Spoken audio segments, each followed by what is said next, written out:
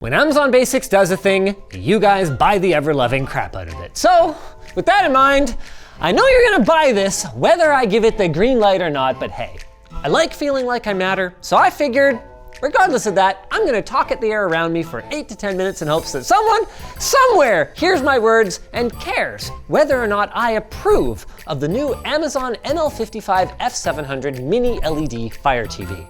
Spoiler alert, I don't really. But not because it's a bad TV. Let me show you why. First, everyone's favorite part, this segue to our sponsor, Cooler Master. Their all-new Master Frame series is designed for those who want a case that's creative, customizable, and innovative. Sign up and get notified when it drops using our link in the video description.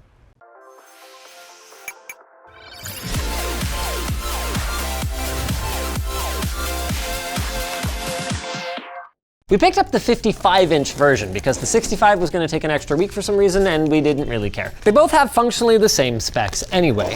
4K, 120 Hz, or 144 Hz in gaming mode, FreeSync Premium Pro certification, and a handy-dandy auto low latency mode for gaming. Pretty nice for under $700. That is, if you have a Prime membership. More on pricing later. Before we get to that, there's even more to like. As the name of the product would suggest, the NL55F700, or MILF700 as I've taken to calling it, features a mini LED backlight that boosts up to 1400 nits with 512 dimming zones and support for every HDR standard that you could want. I'm talking Dolby Vision, HDR10, HDR10 Plus, and HLG. To be clear, I am not expecting the world's best HDR experience based on these specs, but I also didn't pay for the world's best HDR experience, so far so good. Since we're down here, we can take a look at our speakers, which are apparently 2.1 channel Dolby Atmos with built-in subwoofers, but we're gonna look at those later because first we've got to talk about our soundbar. Oh my God, I forgot the soundbar. Oh, where is it? It's at the lab. Time for an adventure!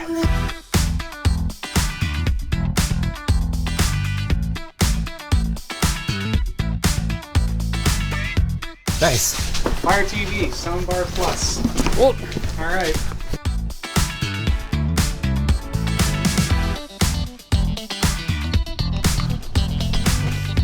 Dang it. There you go.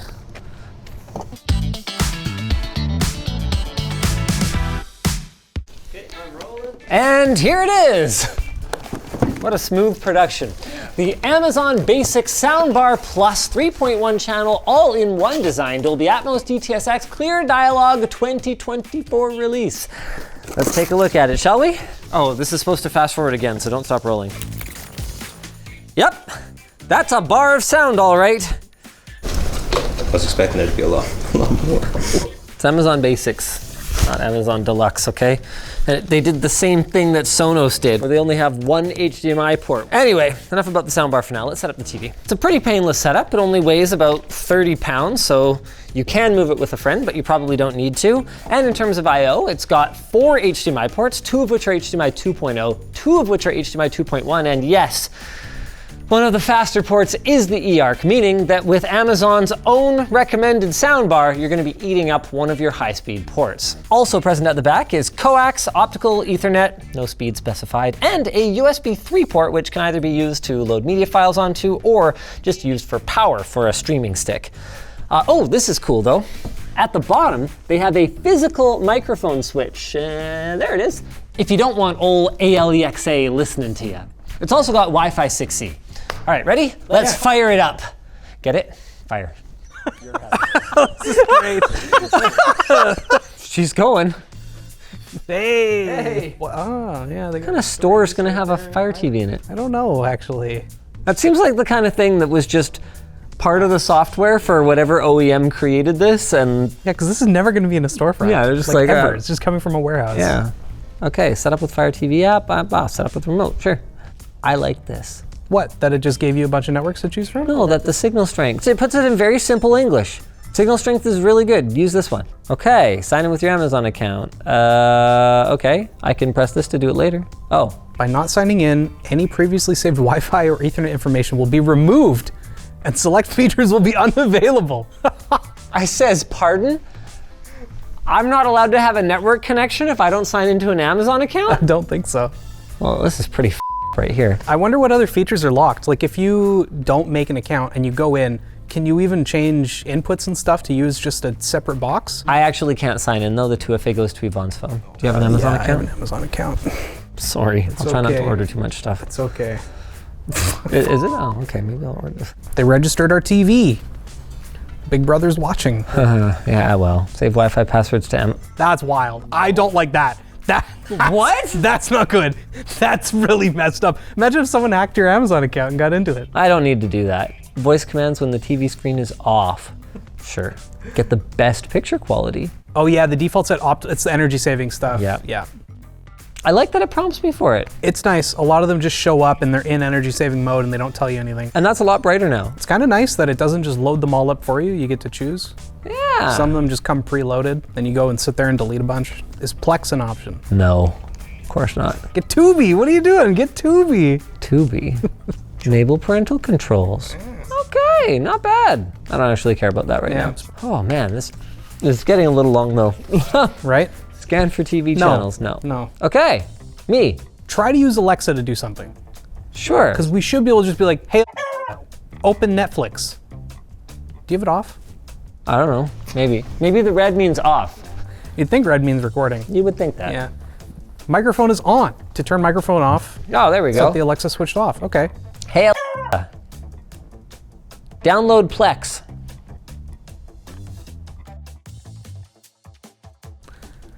Yo, Hey, it went to all right. Plex though. That was pretty snappy.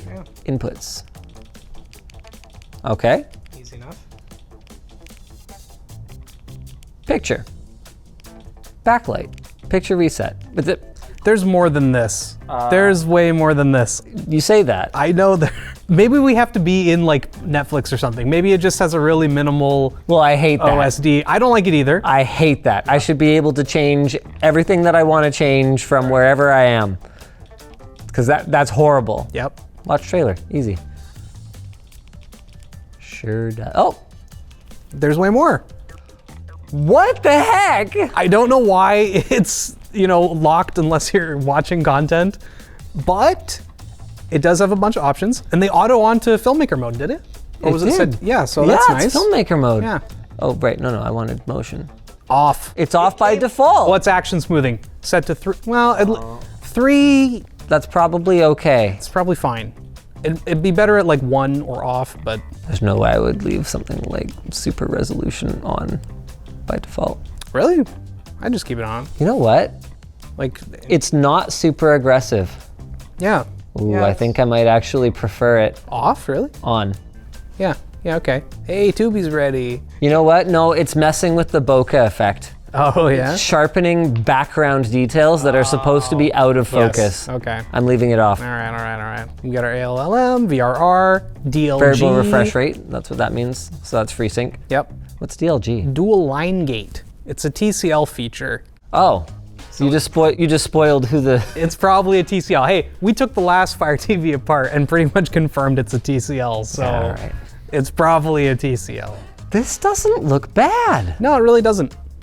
It really doesn't, especially given what my expectations were from the last Fire TV. And what's really interesting is if you disable local dimming, we actually got stunning color accuracy out of this thing, a delta E of just 1.8 in SDR.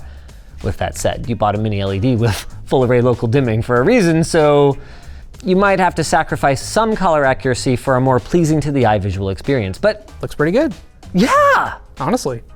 What about the listening experience? For that, I'm gonna need to put on my LTT hat from lttstore.com. It might not make me a better listener, but you'll like the way you look. I guarantee it. We should use voice search. Okay, what was that button? The blue one? Press and hold. Crab rave. All right. Ah, it did work. Hey, let's go. Let's hear the speaker, and then we can throw the soundbar on. You know what? They're not bad. They're not bad. No, especially for like 40, 44 volume out of 100. Well, I know that going louder isn't better. But yeah. That What? Are you I'm not kidding saying me? that was like amazing bass, but that was like actually bass. Does the integrated subwoofer actually subwoof? She woofs. Wow! She woofs. I've Okay, never you been can impressed. pause it. Yeah. I'm trying. I think that's the first time I've ever been impressed by a TV subwoofer. Huh. That was like not awful. And it's not necessarily the best bass I've ever heard out of a TV. Like there's not. some that have like ball and speakers, but those ones don't cost a few $100. Should you even get the soundbar Yeah, combo? yeah, we promised. Let's Okay, try it. Let's see if it's okay. worth it. Got a couple wall mount brackets that we're not going to use. Comes with a remote and an HDMI cable and a power cable. So we'll just get this plugged in real quick. Yeah. The power cable could be longer. This is a nice setup process. Yeah, that was really easy. We plugged it in. It automatically detected everything, tells us it's connected. You might need batteries for the soundbar remote. No, I don't even need to use it. Boom. You're right. I can customize in settings. It didn't take me straight to where to customize the actual sound, so that's... EQ is right there. What do you mean? Well, yeah, but it took me to picture settings first. Oh, sure. Yeah. And there's not much to adjust, so cool. Oh, long press home for soundbar settings. Juicy grass-fed beef. Did it do it? I don't think it What? did it. It just went to the settings menu. Shut up, it does not. Pressing settings, go back, and long pressing home do the exact same thing. Why is that even a feature? It sounds better. Oh yeah. I mean, and so it should. How much is this thing? The soundbar alone is like $250. It's Okay. on discount when you bundle it with the TV Sure. and get it through Prime. Yeah, it's way better. Yeah. I'm still impressed by the TV, but if you want better clarity, obviously your Yeah. TV is not going to be the best speaker. I'm less impressed once we get to the bass, Yeah. but if you do want like, yeah, volume for your dialogue, Yeah. it's better than the TV. I don't know if it's $300 better. Oh no. Maybe Huh. not. Maybe not even like $250 better. Maybe not even $200 better. And to be clear, on a TV with way worse speakers, I'd be singing a completely different tune. Oh yeah. But I was so impressed by the speakers on the TV itself that I just don't feel like I need the soundbar nearly as much as I would on another one. Yep. Why don't we check out some HDR content? Okay. Had people asking, why do we watch this movie? Because it's pretty and sounds nice. Also consistency. We watch the same movie across multiple devices.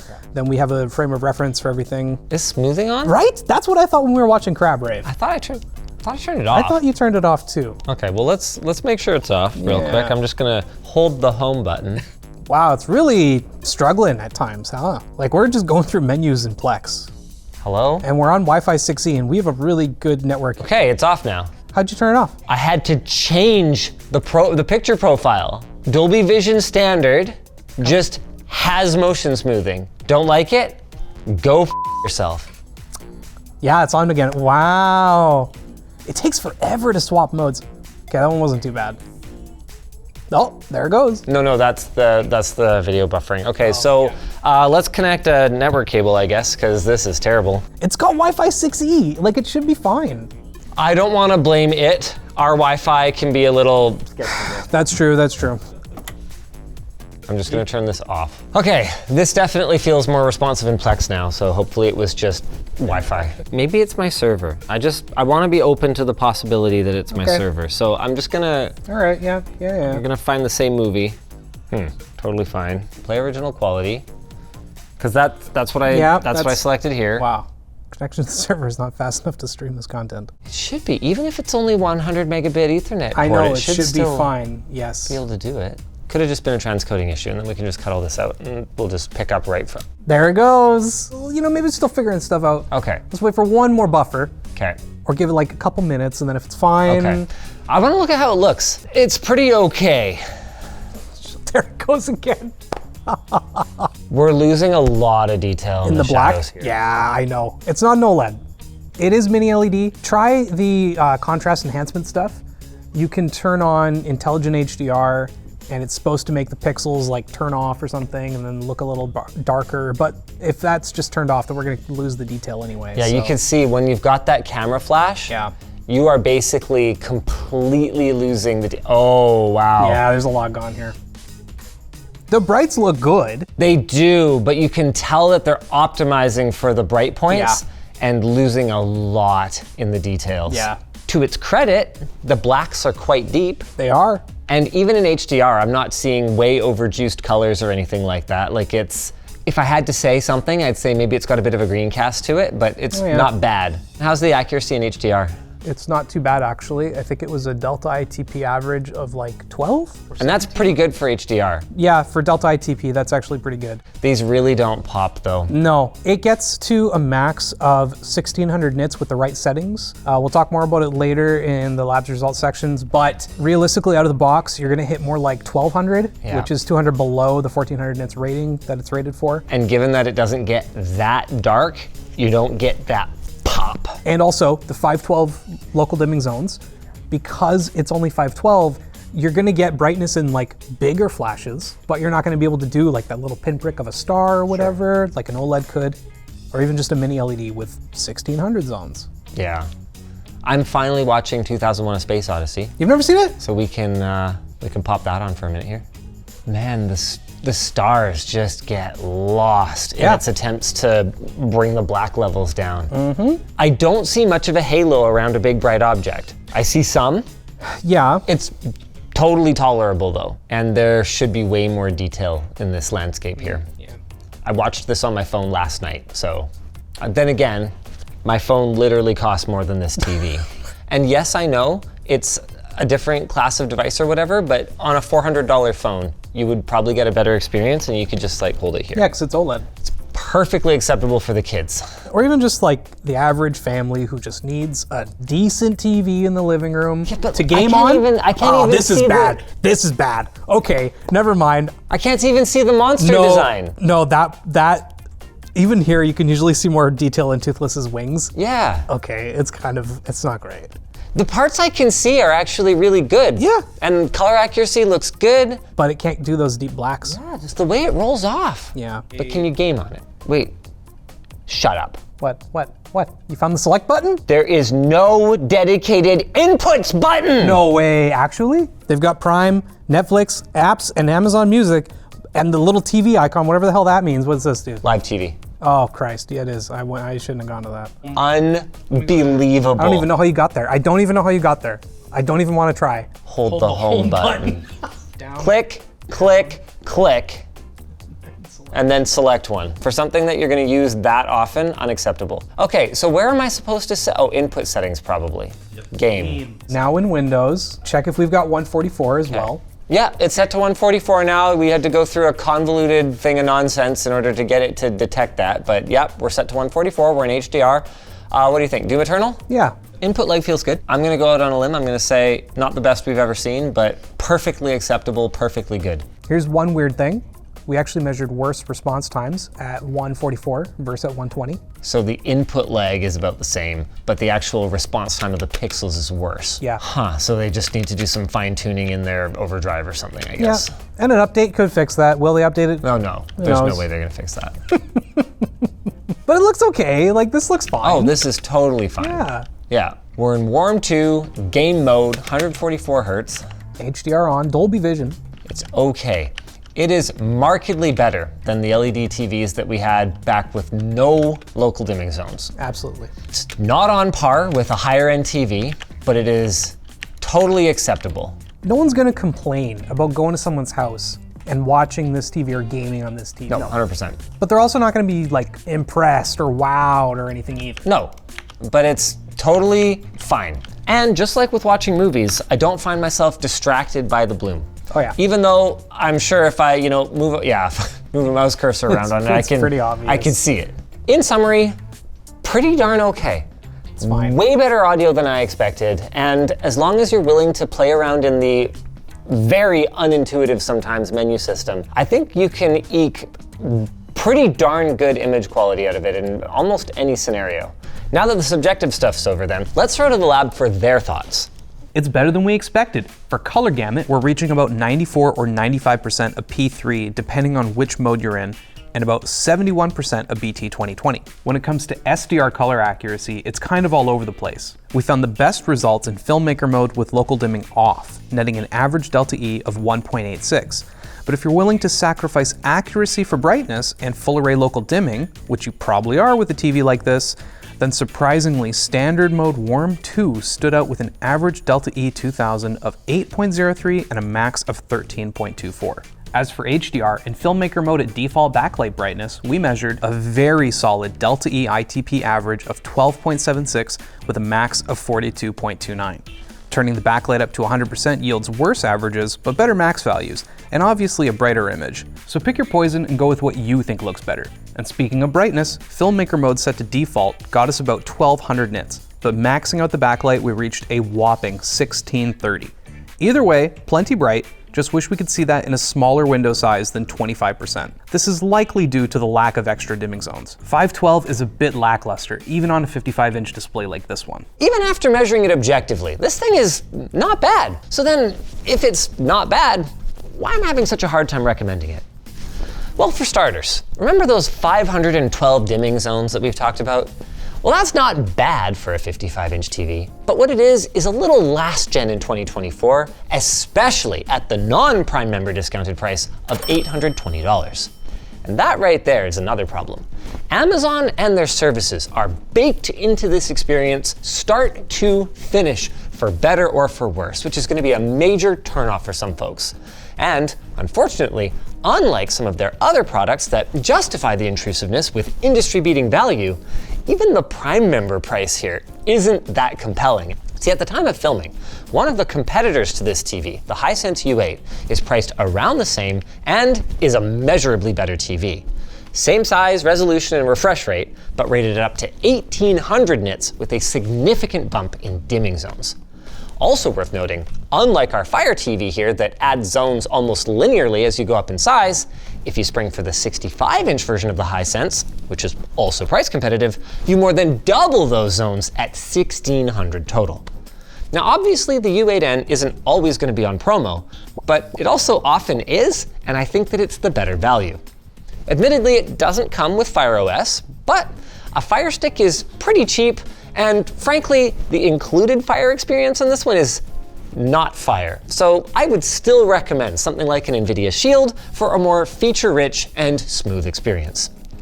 With that said, if all you're looking for is validation of the thing that you already want or already bought, then I guess the Fire TV Mini LED MILF 55 is okay. Go ahead and buy it, but just do me a favor and use the link down below to buy it. Or hear me out, we will also have the Hisense U8 linked down there. It's also a perfectly cromulent TV, and here's a perfectly cromulent segue to our sponsor, Cooler Master. You know what's cooler than being cool? The new Master Frame series of PC cases from Cooler Master. They take customizing your case to the next level with an aluminum modular exoskeleton design that promotes taking advantage of different frame sizes as well as interchangeable panels to make your PC uniquely you. Speaking of different frame sizes, you'll be able to select from the Master Frame 400, 600, or 800 to suit your needs. So whether you're a minimalist after a sleek, timeless aesthetic, or a hardcore gamer building a top-of-the-line gaming powerhouse with RGB up the butt, Cooler Master's Master Frame series of cases offers tremendous flexibility to fit your needs. Click our link in the video description to get notified when more details drop. You don't want to miss it. If you guys enjoyed this video, hey, make sure to check out some of our other TV videos, like the one we did on the Hisense 110UX. That thing was mind-blowing. Sorry, it took my hat off there.